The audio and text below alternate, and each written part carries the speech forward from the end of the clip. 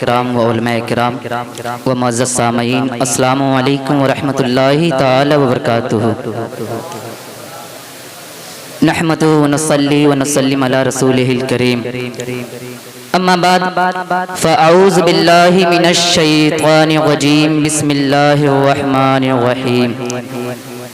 ان الدین عند اللہ الاسلام، صدق اللہ مولانا العظیم و صدق رسولہ النبی الامین المتین المبین الکریم، ونحن علی ذلک لمن الشاہدین والشاکرین والحمد للہ رب العالمین۔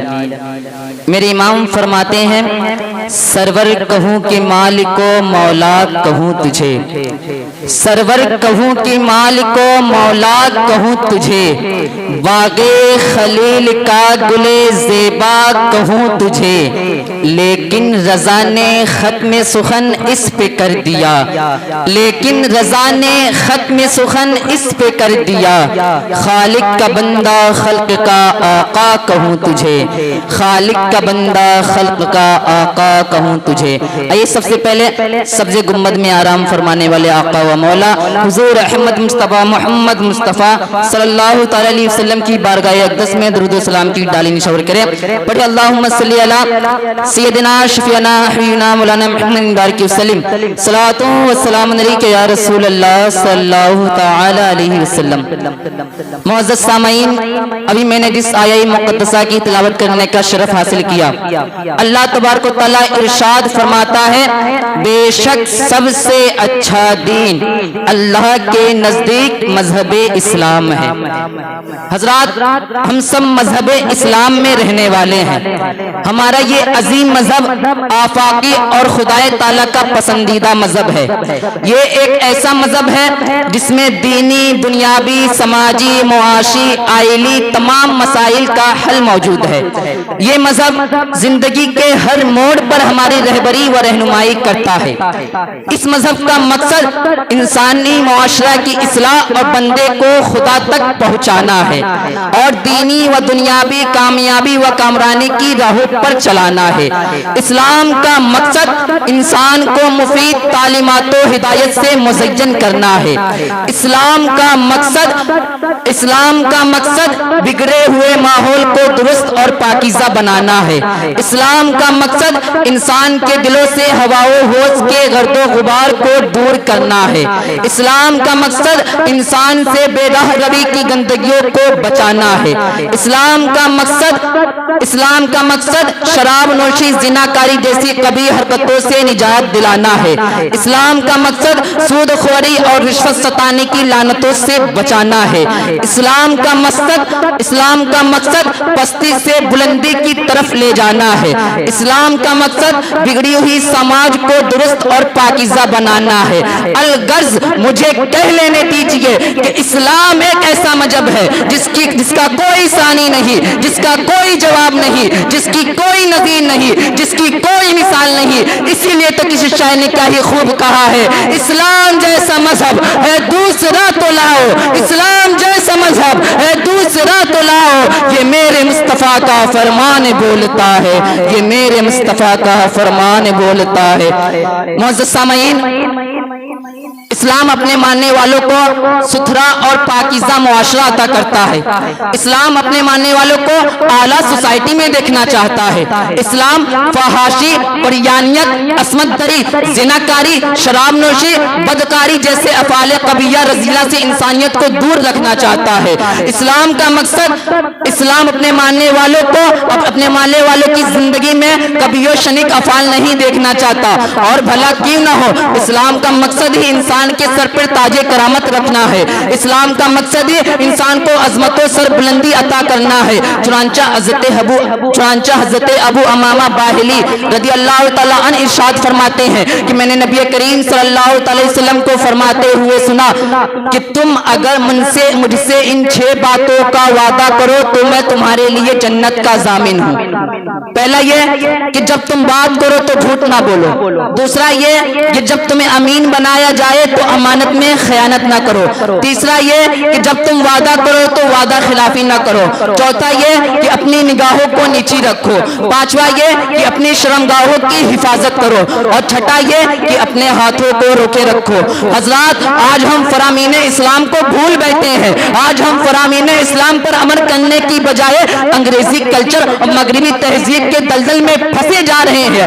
آج ہم یہود و نصارہ کے اتباع میں ایک دوسرے پر سبقت لے جانے کی کوشش میں لگے ہوئے ہیں. یاد کیجئے, غور کیجئے, وہ کون سی برائیاں ہے جو مسلم معاشرے میں پروان نہ چڑھ رہی ہو. وہ کون سی برائیاں ہے جو مسلم معاشرے میں موجود نہ ہو. شراب نوشی دیکھو تو ہمارے معاشرے میں, جوا بازی دیکھو تو ہمارے معاشرے میں, سود خوری اور رشوت ستانی دیکھو تو ہمارے معاشرے میں, زناکاری کی گرم بازاری دیکھو تو ہمارے معاشرے میں, غداری اور دھوکہ بازی دیکھو تو ہمارے معاشرے میں, اہل شکنی اور بے وفائی دیکھو تو ہمارے معاشرے میں, عیاری اور مکاری دیکھو تو ہمارے معاشرے میں, وعدہ خلافی اور کذب بیانی دیکھو تو ہمارے معاشرے میں, بغض و حسد دیکھو تو ہمارے معاشرے میں, غیبت اور چغل خوری دیکھو تو ہمارے معاشرے میں, ظلم و ستم دیکھو تو ہمارے معاشرے میں, بغض و حسد دیکھو تو ہمارے معاشرے میں, فلم بنی دیکھو تو ہمارے معاشرے میں, اور یانیت اور بے حیائی دیکھو تو ہمارے معاشرے میں,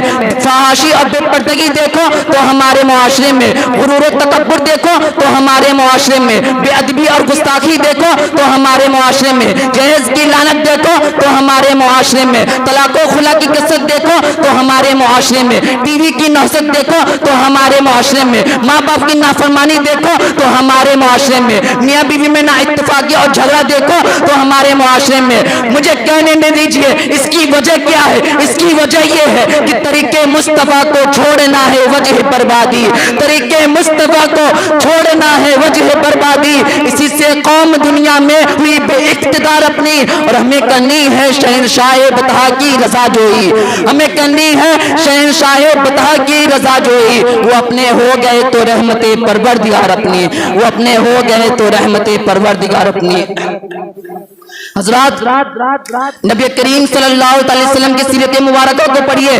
آپ صلی اللہ علیہ وسلم نے انسان کو زمین سے اٹھایا اور ہم دوش سریا کر دیا. جس کی قسمت میں سعادت تھی وہ سعید ہوا, جس کی قسمت میں شقاوت تھی وہ سقی ہوا. دنیا کے تمام آسمانی کتابوں میں آپ کا ذکر جمیل موجود ہے, سب نے آپ کا ذکر کیا ہے. آپ نے انقلاب میں آپ نے کائنات میں ایک عظیم انقلاب برپا کر دیا, آرزوؤں کا ڈھنگ بتایا, تمناؤں کا سلیقہ سکھایا, امنگوں کو ایک نیا رنگ و روپ دیا, فرش پر جمی ہوئی نگاہوں کو عرش پر لگا دیا, مرجھائے ہوئے چہروں کو تابناک بنا دیا, مردہ جسموں میں جان ڈال دی, بے کیف روحوں کو کیف و سرور بخشا, مردہ زندہ در گور ہونے والی عورتوں کو مزنت عزت پر بٹھایا, قاتلوں کو جانتن کا محافظ بنایا, ظالموں کو مظلوموں کا پاسدار بنایا, اور غلاموں کو آزادی کا مزدہ سنایا, اور ایسا سرفراز کیا کہ آزادوں کا آقا بنا دیا. اللہ اللہ, وہ اتنا عظیم انقلاب لایا کہ جس معاشرے میں اٹھا اسے یکسر بدل کے رکھ دیا. واللہ وہ کہیں باہر سے انقلاب نہیں لایا,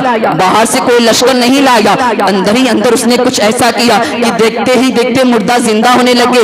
یہ کیا ہے؟ ہم اس عظمت والے آقا صلی اللہ علیہ وسلم کے ماننے والے ہیں, ہم اس عظمت والے آقا صلی اللہ علیہ وسلم کی امتی ہے, لیکن ہماری صورتیں, ہماری زندگی, ہمارا اٹھنا بیٹھنا, ہمارا چلنا پھرنا, ہمارا سونا جاگنا, ہمارا کھانا پینا, ہمارا لینا دینا, ہمارے رسم و رواج, ہماری چال ڈھال سب اس عظیم آقا صلی اللہ علیہ وسلم کے دشمنوں جیسی ہے, سب اس عظیم آقا صلی اللہ علیہ وسلم کے دشمنوں جیسی ہے.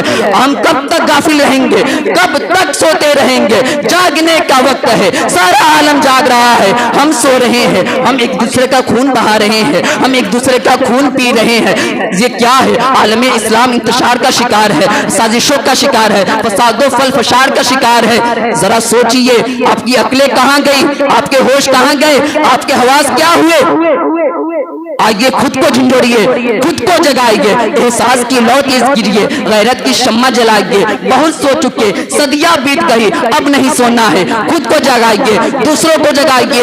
اللہ اللہ, جس کو اللہ تعالیٰ نے سماوات, حیوانات, جمادات, نباتات اور عناصر اربع پر اختیار دیا ہو, اس کا یہ عالم ہے, اس کا یہ حال ہے کہ اپنے مقام سے بے خبر ہے اور ایک ایک کے پیچھے دوڑ رہا ہے. میرے آقا صلی اللہ علیہ وسلم کے پیارے دیوانوں, اس جان ایمان صلی اللہ علیہ وسلم کرم کے نقش قدم پہ چلو, آفتاب و مہتاب کی روشنی میں چلتے چلیے اور سیرت مصطفیٰ کو سامنے رکھیے, آئینہ مصطفیٰ کو سامنے رکھیے. یہ سب آئینہ توڑ دیجئے, یہی ایک آئینہ ہے, یہی آئینہ آئینہ ساز نے ہمارے سامنے رکھا ہے. بن سور کے دنیا کے سامنے آئیے اور انقلاب برپا کیجئے.